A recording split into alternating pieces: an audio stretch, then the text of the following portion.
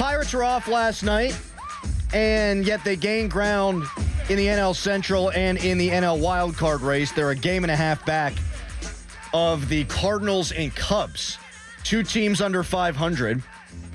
The Cubs at 29-31. The Cardinals at 28-30. Both teams tied for that final wild card spot. So the Bucks, like I said, just a game and a half out of a playoff berth right now. And the Dodgers come to town for the first game of the 6-game homestand. And I feel like it's nut-cutting time for these Buccos. I feel like it's time to either go on a little bit of a run here or the reverse will happen, where you've got 6 tough games, albeit at home, where things could go the other way. This is where the season spiraled for the Pirates last year. The Pirates were the inverse of their record. They were 32-27 last year at this time. They wound up 34-30, and then they lost 10 straight games. They were 34-40, and that's all she wrote. So I think this is it. This is the time. Can the Pirates turn it around? Can the Pirates go on a run? It's not going to take much. They started the season 9-2 this year. You go on 9-2, run here over the next 11 games, 8-3, something like that. When that run's all said and done, you will be in a playoff spot. If you wind up going 2-9 over your next 11 games, or 3-8 or something like that, you're going to get buried. But the bigger question, Dorin, we talked about the disappointment level of O'Neal Cruz and Bryan Reynolds and Brian Hayes yesterday, and Jack Sawinski and Henry Davis. We know the Pirates have a good starting rotation. Skeens, Jones, Keller, Falter. Got to include Falter. Mm-hmm. Is their core of position players good enough to build around? Because I thought it was all going to come together. I thought this was the year it was going to come together. In their core, the guys they paid, Bryan Reynolds, Brian Hayes, and then a guy that I wanted them to pay, O'Neal Cruz, I thought, all right, this is it. Those are your 3.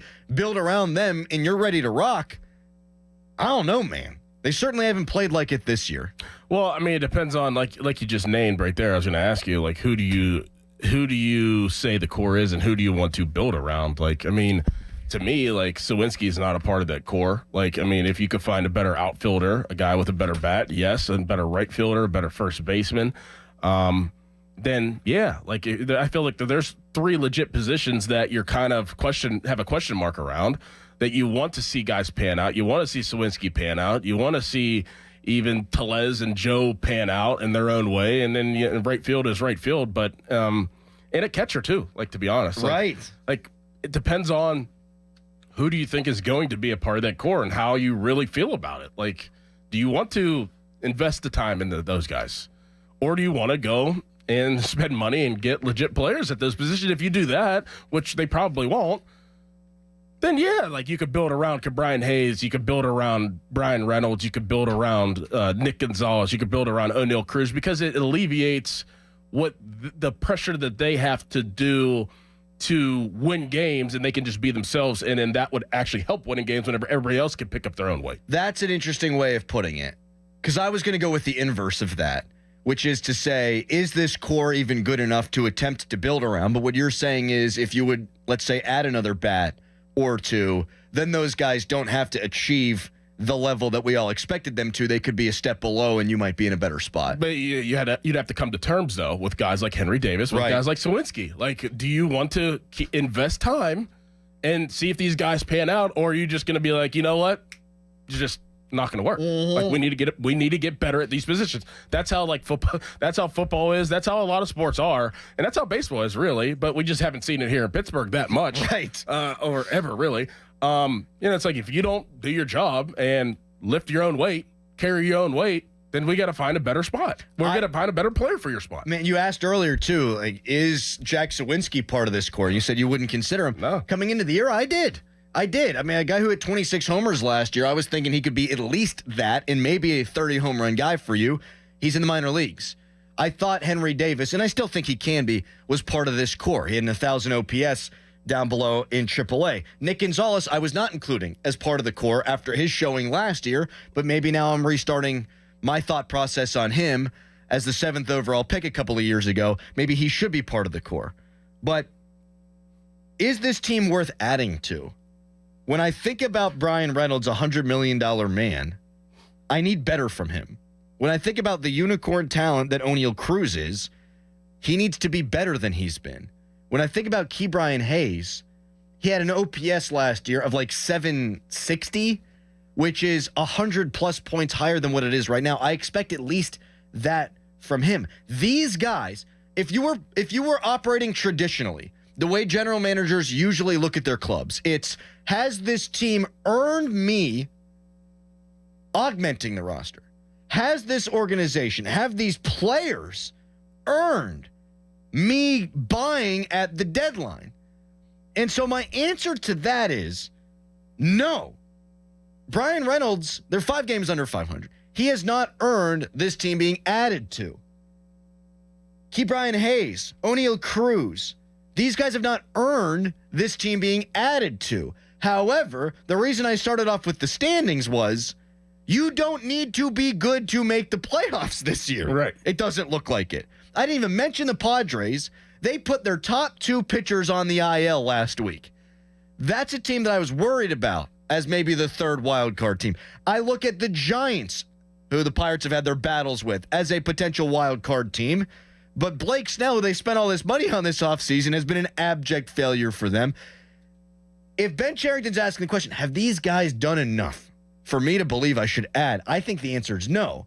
But where the Pirates are in the standings, just a game and a half out, I think you can bolster the lineup. I think you can legitimize this team by adding, and I think the answer is they should do that in the here and now and not wait around for the deadline, if that makes sense. That makes a lot of sense. I mean, you should do it now, but you also should do it for the future. But I mean, you think about the core players that you would potentially add around.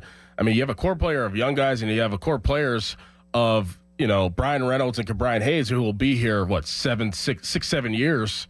That's at least how long as their contract is. So, and then you have the pitching. So, you have guys that'll be around. You have guys that are young that you could build around.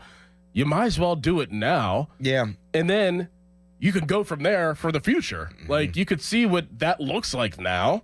I don't even know, what a deal would be. Even if it's a 1 or 2 year deal with a guy that has a big bat, like Vlad Guerrero Jr. Yes, like him. You got a year and a half left with him. Right. See what it looks like. And then it's okay, go back to the drawing board if that doesn't work out. I mean, you have some guys that you would think that you could build around for a long time. Henry Davis, Nick Gonzalez, Jack Sawinski are all dudes that I would have liked to include as core players. Right. One guy is playing like that right now, and it's Nick Gonzalez, and I wasn't even counting on him coming into the year. We thought maybe Jared Triolo could be a lesser member, but part of that core, and he really has not done a good job hitting the baseball. I think about Reynolds, I think about Cruz, I think about Hayes. They need better from these guys. And I'm not saying it was the wrong decision to pay Ke'Bryan Hayes. I think they did the right thing when they did it, and it's not money that breaks the bank. I think it was the right move. We talked about it at the beginning of last year to give Bryan Reynolds that contract. Make him the first $100 million player in Pittsburgh Pirates history. He has not lived up to the contract. If he was a Steeler, or if he was a quarterback, or if he was a Penguin, I think Bryan Reynolds would be public enemy number 1 right now. Yeah. I know they've got Rowdy Tellez, and Rowdy Tellez stinks, and Henry Davis is stunk, and Aroldis Chapman gets $10.5 million, and he hasn't been good enough. Bryan Reynolds, he's been just a guy this year. I mean, he's tied, I'm looking at this right now, for the highest WAR on the team with 1.2, but our guy's sitting there at an OPS of 740. He's just been okay. He's hitting 253. If Bryan Reynolds were the quarterback of the Pittsburgh Steelers, and he was making top quarterback money, or at least relative top quarterback money, because Bryan Reynolds isn't making that much money in the grand scope of baseball, but for the Pirates he is, I feel like he'd be getting crushed all the time. Mm-hmm. I don't think we crush Bryan Reynolds enough. I don't think we expect enough from Bryan Reynolds. You make $100 million, you better be an 800 OPS guy, and he hasn't been. Now, this is usually when he gets hot, gets going in June, July, but let's go now, man. Right. Because I think, and we talked about this before the show, man, when you've got 2 teams tied for the final wild card spot and they're under 500, I think the Pirates are probably going to be in it for most of the year. I think it's hard not to. I think you're almost in it by default, if right. you're average, right, or even close to average. We're going to look back, I fear, at the first 2 months of the season, even if Bryan Reynolds gets hot, even if O'Neal Cruz gets hot, is it going to be enough to make up for the time that they lost where they've been under 500 by 5 games for these first 2 months? Well, I know one thing. Starts tonight, and that's a tough task. Yes, it is. You talk about what can they do in this stretch. Well, this is the best test that you're going to get all season, basically. And you've got, it's not just this prodigious Dodgers lineup that comes in with Shohei Ohtani. You feel okay if you're the Pirates when you throw Jones, Skeens, and Falter in a series. You should probably feel better than okay. But you're throwing Jones tonight. They're putting a guy out there who's better in Tyler Glasnow, who we're all familiar with. You throw Paul Skeens out there tomorrow, advantage you, but their lineup's significantly better than yours, and they're giving you James Paxton, who's got a 3.29 ERA.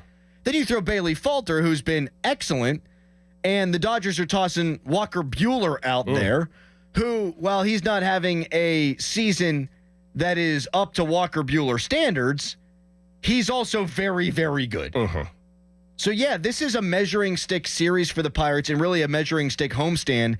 And what I would say is you can't go worse than 3-3 in these 6 games. If you tread water against good teams and you have a winning record against bad teams, you're going to put yourselves in an opportunity to be in that wild card series. No doubt. But you can't drown against the better teams in baseball.